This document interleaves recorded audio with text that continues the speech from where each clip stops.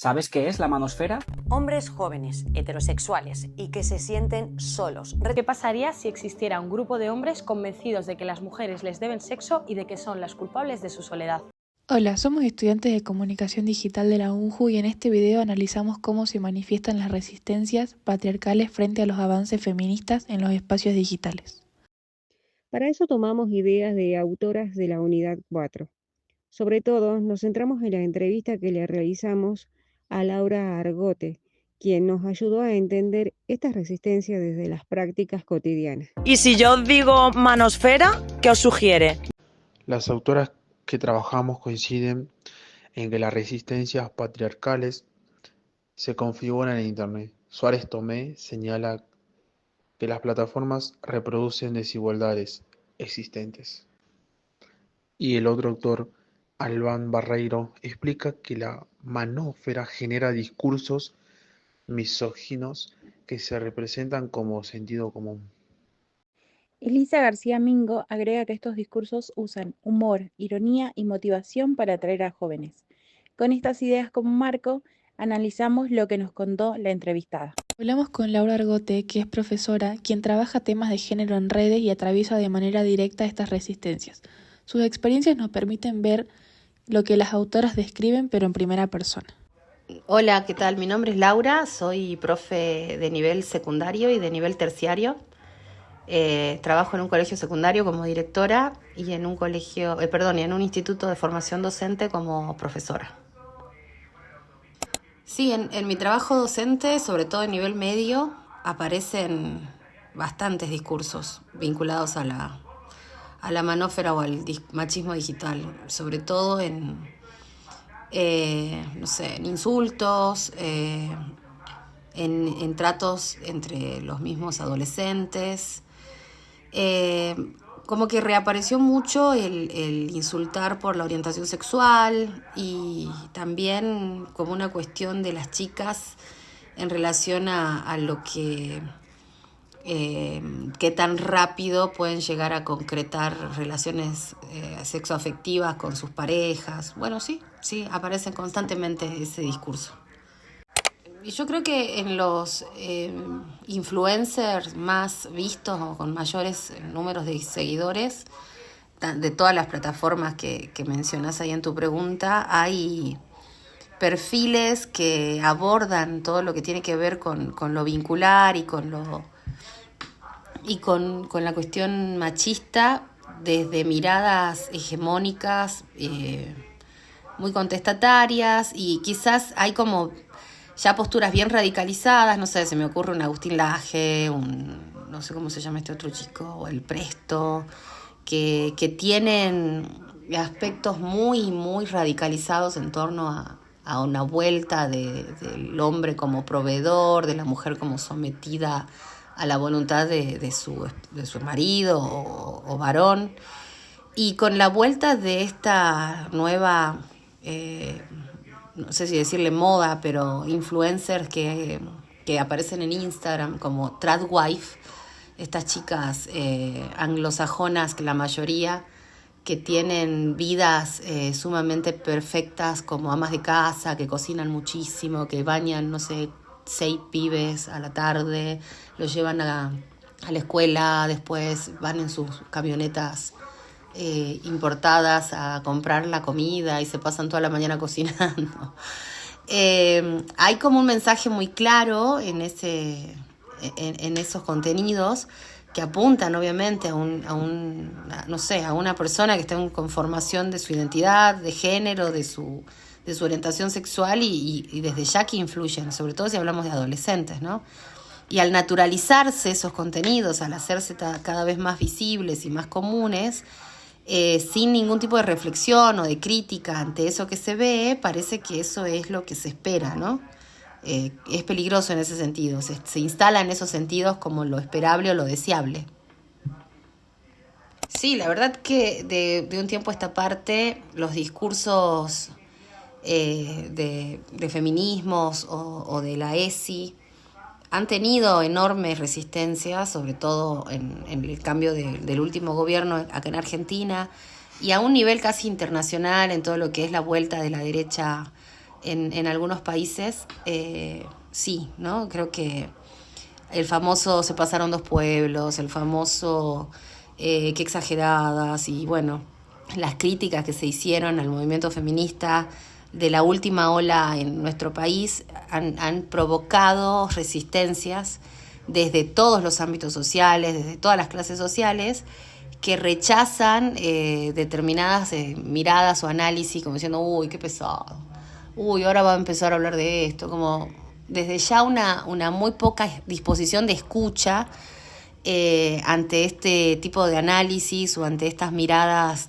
teóricas y políticas de lo que está sucediendo hoy en la sociedad. Pero sin embargo creo que es importante destacar que la realidad nos está dando la razón, ¿no?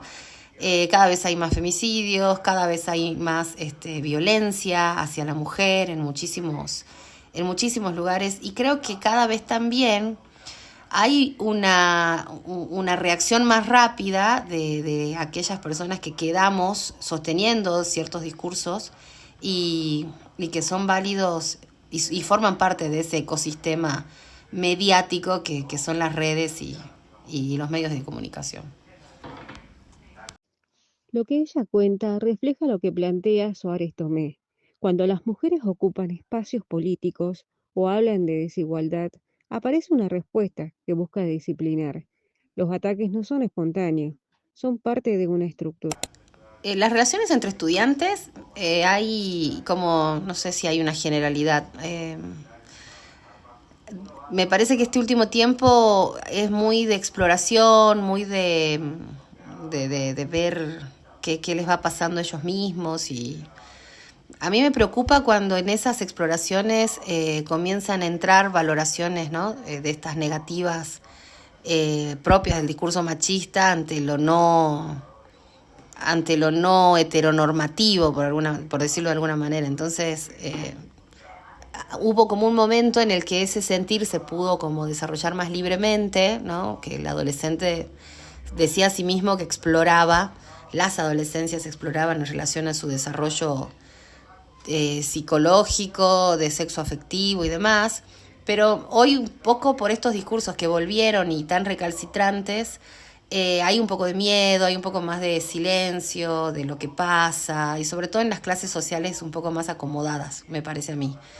Me parece que esto de que las relaciones se vuelven un poco más superficiales, más como por arriba, mucho más inmediatas, de un momento y después no pasó nada, o parece que no, acá no ha pasado nada. Creo que está un poco esa sensación, ¿no? De la frivolidad en las relaciones. Sí, totalmente. Se manifiestan en chistes, se manifiestan en insultos, se manifiestan en la desvalorización del sentir del otro, ¿no? Porque corresponde a una determinada orientación sexual que no es de la heteronormatividad esperada. Entonces sí se usa eso como insulto, al menos en los lugares en los cuales yo trabajo, sí. También siento que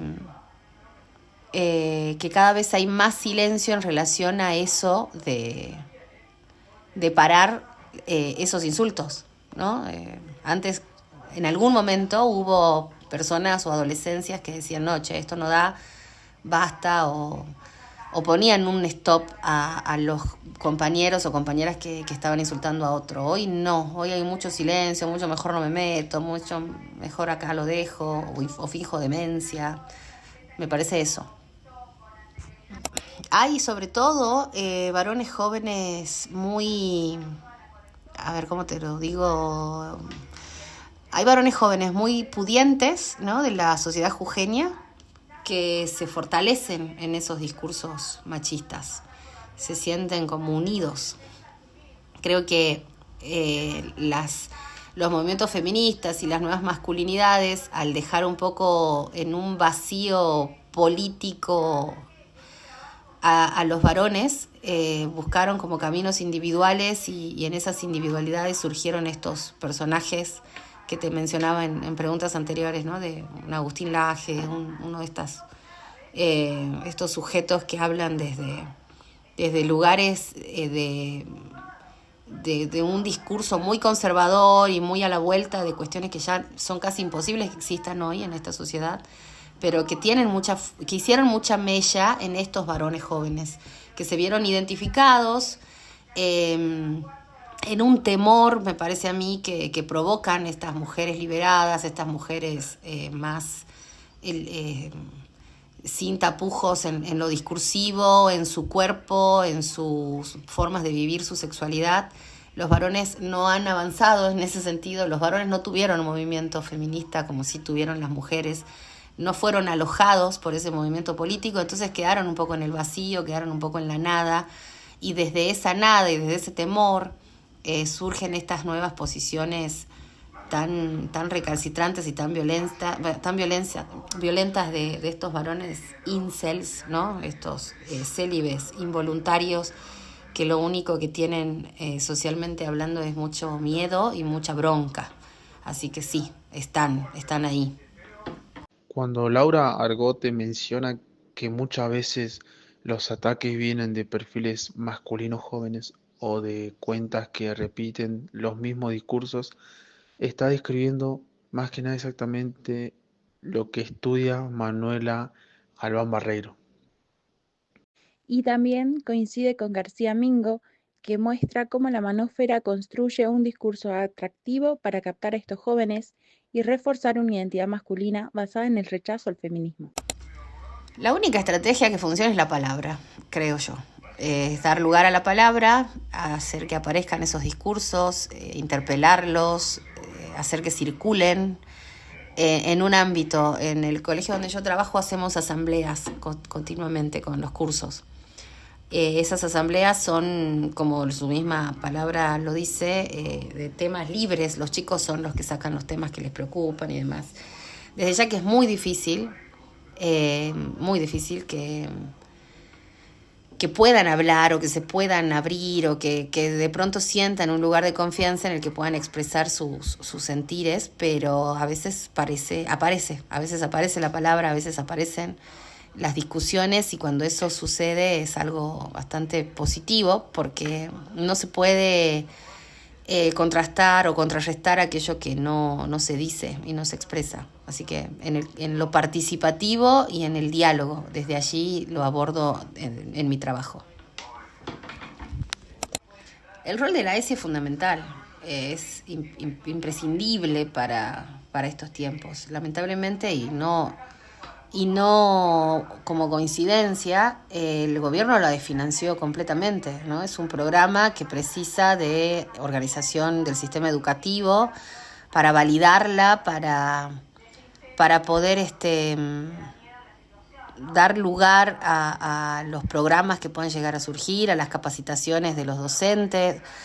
Hoy en día los docentes están temerosos de tratar ESI en la escuela y en el aula porque dicen que se desborda, que no pueden de pronto hacer frente a cuestiones que van apareciendo, como si hubiese que hacer, no sé, una diplomatura, un postítulo para poder validar lo que uno va diciendo, ¿no? Pero sin ESI esto no va a poder ser contrastado ni discutido. Así que bueno, pero está ese desafío. Que sean a esos estudiantes, nada, interpelarlos, por ahí mostrarles datos, estadísticas, noticias, tratar de analizarlas con ellos, ¿no? Para que salgamos un poco del sentido común y vayamos trabajando otros discursos como contraste. Primero van a ser resistidos desde ya, pero si eso no se hace en la escuela es muy difícil que en otro lugar lo puedan llegar a hacer. La entrevista nos permite ver que las resistencias patriarcales no son solo ideas abstractas, son prácticas concretas, comentarios violentos, burlas y discursos que intentan silenciar. Lo que nos contó también muestra cómo opera la manósfera, no solo como un conjunto de foros, sino como una lógica cultural que se filtra en TikTok, YouTube y hasta en contenidos de aparente humor.